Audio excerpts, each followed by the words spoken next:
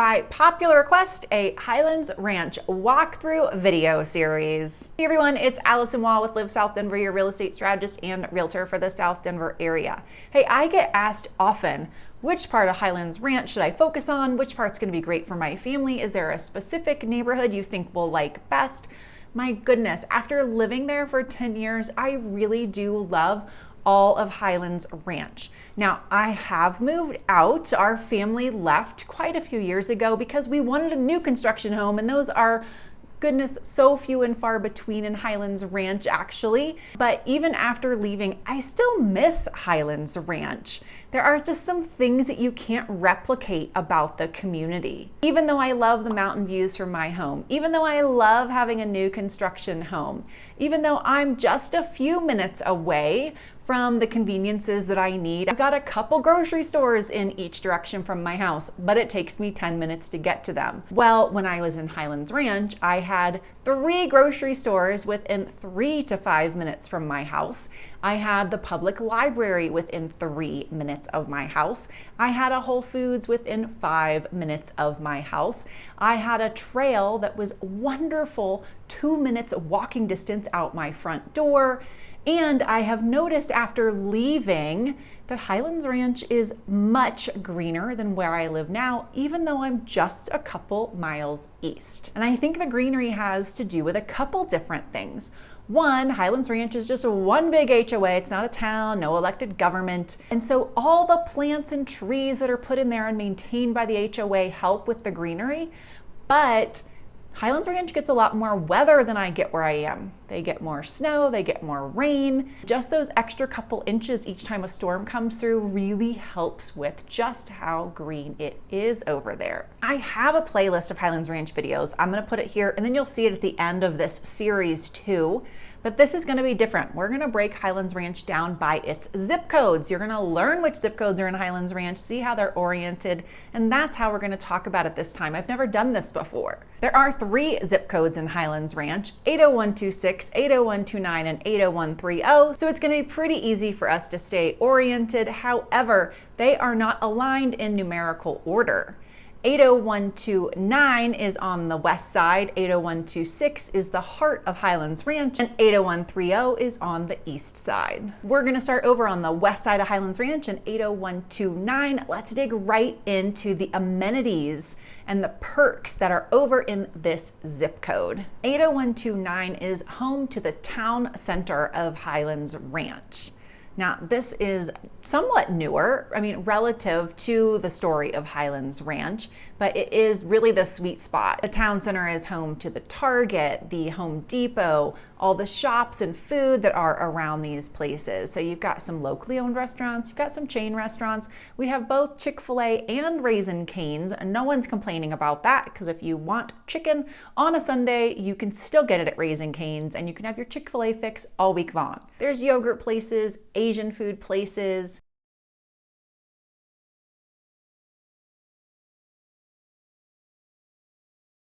You've got your daily and lifestyle conveniences. You've got yoga places, orthodontists, pet shops, you name it. Everything really is here. That's why it is called the town center. More recent additions also include the Children's Hospital Outpost for Highlands Ranch. That came along probably about 10 years ago now. I remember touring it with our kids when it just opened and they were quite young. So that is well established, a well-oiled machine, and great to have since the main campus is in Aurora. And then the Highlands Ranch campus of UC Health is adjacent to the town center as well. So we now in Highlands Ranch have our own hospital, much needed for the headcount in this area and adds to jobs. Wonderful on both counts. Just to the west of the Children's Hospital is the Highlands Ranch Golf Club. We're gonna talk about that when we get into housing, but just golfing in general, that is an opportunity over there.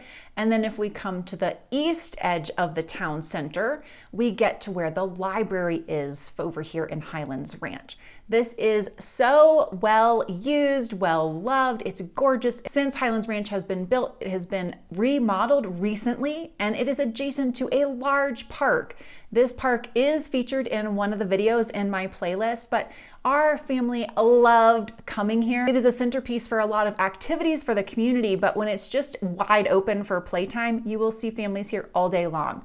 Large green space, splash fountains, a little stream for wading, play set for kids. Really, it is so family oriented to draw people in not only to the library, but to the park space as well. Oh, I didn't even mention the pollinators gardens in there. Really, just so much over there. It's wonderful. Once we leave the town center area and go west, we've got the Westridge Rec Center. That is the rec center for this part of town. All of the rec centers are going through remodeling bit by bit, kind of right now in this phase and era. So Highlands Ranch is dedicated to keeping them fresh and clean and up to date with modern technology, machines.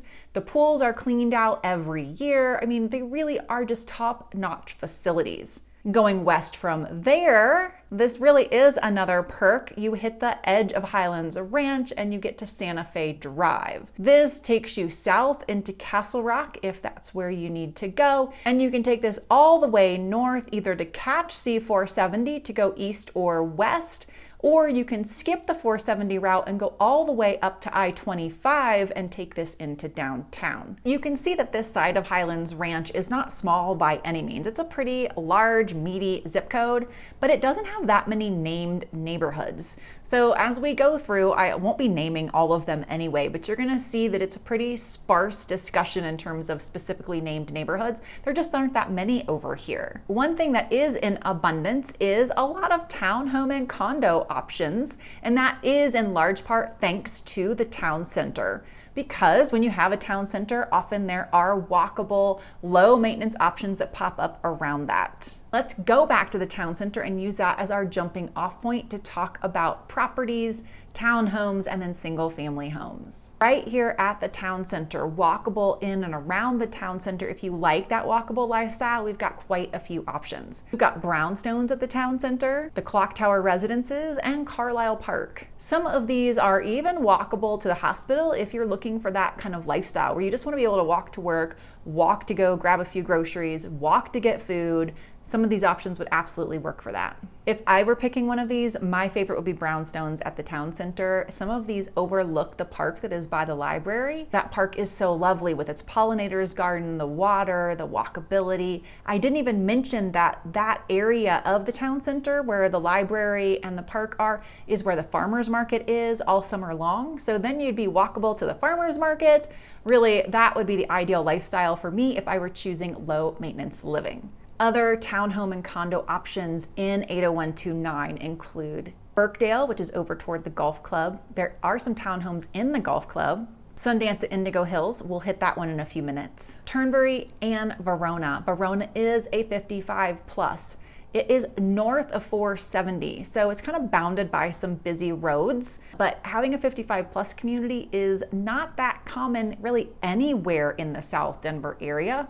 So if that interests you, reach out, we'll chat more about it. Before we leave the town center, I've got something else. Crescendo is over here, and this is a single family home option built like right inside the town center. Shea Homes built this. They took some of the land that they had saved when they were helping develop the town center. They built those very popular 3-story, no basement, urban style homes. Those sold out like hotcakes. They actually took that same floor plan and moved it over into Parker and built them, and they've been very popular there too. You'll actually see numerous builders took inspiration from that and have built those all around Denver. Richmond Homes has one, Local Homes has one, Cardell Homes has one. So that is really a popular style now. These are just a few years old, so if you're looking for something newer, that is an option. They will all be resale, however. All right, now we're moving away from town center just a bit. We're heading over to the golf club. This is a gorgeous neighborhood. The homes in here are absolutely larger, definitely a statement piece. The prices here, they tend to run $1.2 to $1.7 million. The price point's gonna depend on several factors. Does the home back up to the golf course? Does it have mountain views? Is it a walkout basement? And has the home been updated? These homes are more mature, so they have some dated features sometimes. So if the home's been updated, given a more modern feel, then it definitely will earn that higher price tag. Okay, we're gonna head west on Highlands Ranch Parkway, over toward where the Westridge Rec Center is and those neighborhoods in that direction. Much of this area is referred to as Westridge. So if someone tells you they live in Westridge or someone suggests you check out Westridge, this is the area they're referring to. They're talking about homes west of Lucent, near the Westridge Rec Center, homes that kind of are around Thunder Ridge High School. There aren't necessarily defined boundaries. It's just a general area on the west side of Highlands Ranch. Some of the neighborhoods over here include Westridge Glen, Westridge Knolls, Westridge Meadows, Westridge Point, and Westridge Village. These specific neighborhoods generally would put you within walking or biking distance to both the middle school and the high school, and Westridge Point will put you within walking distance, maybe biking distance, to the Westridge Rec Center. I have a client who lives over there, and they specifically wanted to be in that neighborhood so that they had the easiest access to the rec center. There's something to understand, and it's not just about these neighborhoods I just mentioned. It's going to be true of nearly every neighborhood we discuss in all of the video series. If you come and visit and you're driving through Highlands Ranch and you pop into a neighborhood and you find a street you like, a house you like, an area that really just resonates with you, and you're driving out and you see, our brick facade and the name of the neighborhood is there, say Westridge Point, and you talk to an agent, you talk to me, and you say, I really like homes in this neighborhood. Will you search it for me? Nothing's gonna come up in a search. Nothing. We do not really compartmentalize our neighborhoods that tightly in the majority of Highlands Ranch. Now, there are certainly some neighborhoods where they have earned the reputation or have become commonly searched enough by their name that some of the homes will fall under their neighborhood name, but for the most part, that is not the case. And how a home is categorized, as you may know, is always dependent upon how the agent puts it in. So your safest bet is to search by zip code, to search under Highlands Ranch, or to have someone define a map search for you where they draw an outline around the area you love. You will certainly 100% miss homes you like if you try to search by very specific sub-neighborhood names within Highlands Ranch. And that's part of why I'm not spending a lot of time talking about specific ones, but just kind of giving you a feel, popping through and naming a few areas with some neighborhood names, because really you need to learn the zones, the zip codes, and get the feel for different areas. The neighborhood names will not ultimately matter much. All right, we have come out Highlands Ranch Parkway. It does extend all the way over to Santa Fe, and that's more of Westridge. We're gonna come down Wildcat Ridge. There's a little more of that Westridge vibe. That's where the high school and the middle school are. As we pass those, and we're getting over toward Broadway again, we get to Weatherstone. That is here on the south side. Weatherstone is such a well-loved and popular neighborhood. You actually could search this one and get at least some of your results in there. Weatherstone has an elementary school inside of it. That's one of the reasons families love it. It has its own pool, so you do not have to go to the rec centers if you want to take a visit to the pool. It has large homes, beautiful greenery, some nice parks. It really is just a lovely space, and the homes on the back edge back up to open space. Heading north from Weatherstone up Broadway, we get to Indigo Hills. Now, I mentioned Indigo Hills earlier when we talked about the townhome community there. The townhome community is lovely. It's right on the front of Indigo Hills. These are really quite large. They have attached parking. They're well maintained. Some of them run up to 1,800 square feet and are corner units with yards out front, and they have a yard in the back for the two lower units. So if you have a pet, these are great because you can just open the slider door, let your dog out, and bring them back in on the yucky weather days. Now, the neighborhood of Indigo Hills with single family homes, these are generally larger homes, and they have great access to trails. Some of them have lovely mountain views and back to open space, so they generally run at a higher price point. The downside to Indigo Hills and the neighborhoods that are kind of right near there is they are more mature. That means updates are needed, and sometimes the layouts aren't exactly what someone's hoping for. Maybe the kitchen's a little bit more closed off. Maybe the ceiling height in a certain space isn't what they wanted. It might be vaulted in the front entry, but not in the kitchen or living room. So there are trade-offs, right? But it really is a lovely, lovely community. Also, Indigo Hills has its own pool too with the HOA. So you are paying the Highlands Ranch HOA, which is, guys, so modest. It's under $700 a year. But then you're gonna pay one for Indigo Hills for the maintenance of the entry, the maintenance of the pool. All right, there's one more neighborhood just up the way that we're going to talk about. That's Mansion Point. It's an extension of the mansion neighborhoods we'll talk about next video. This one has pluses and minuses with it too. Some of these houses back up right to Broadway. It is very hard to get over the road noise. And some of the houses, as you go farther back, right up on open space and lovely. Again, the layouts can be a little funky. I have seen some of these houses, especially the ones up against the road, because the price points really draw people in. They're harder to sell if you're on Broadway. And a lot of work will be put into updating them, but the layouts are still a little odd. So it's the balance of finding the right level of quiet, the right lot, the right layout, and sometimes someone else's updates aren't ideal, and you have to keep that in mind if you're buying an existing home. Get the right price and do your own work. But it is a really cool neighborhood, especially if you can get farther back and closer to the trails. All right, when we leave there, we're really getting right back up to the east edge of the town center because we're at a grocery store, which links over to the library, which links to the park, which links to Home Depot, which links to Target, and it all just kind of flows together. And from there is no more residential space till you get all the way up to 470 and the end of this zip code. Oh, something we haven't talked about, parks and open space. As I shared, that was one of the things I really loved when I lived over here, and I did in fact live in this zip code. It was so close for me to get out the door and onto the trails, and I loved it. We had a dog, I could get to the dog park very quickly, just getting out when our kids were little, getting them into the stroller and out the door, just so convenient. And I know a lot of people ask me about the snow and what it's like. The year our first one was born, it snowed every single week for 6 weeks. We had 3 feet of snow piled out front. Our HOA maintained the snow. They had to bring one of those small cats and dig out paths. I mean, insane amounts of snow. Then it rained for 6 more weeks. I mean, it was a crazy year. But in between those, when it was 40 degrees and no wind, we were still able to be out. The paths were clear, the days were beautiful, and that's what I love about Colorado, and that's what brings a lot of you here. The trail access is wonderful.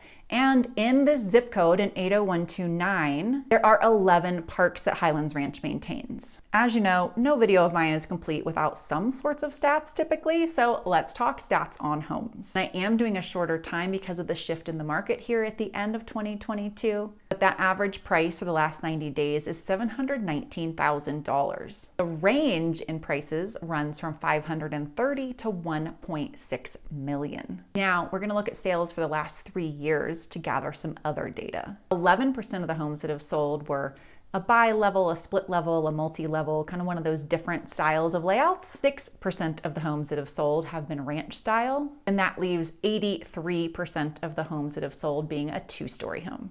Highlands Ranch is generally not the place to go if you want a large lot space, but you get so much in lifestyle. The median lot size over the last 3 years has been 6,000 square feet. This is for single family homes. I did take out condos, townhomes, because they do have lots on a townhome and they run insanely small. So that means that half the lots have actually been smaller. They do probably run closer to 5,800, 5,700.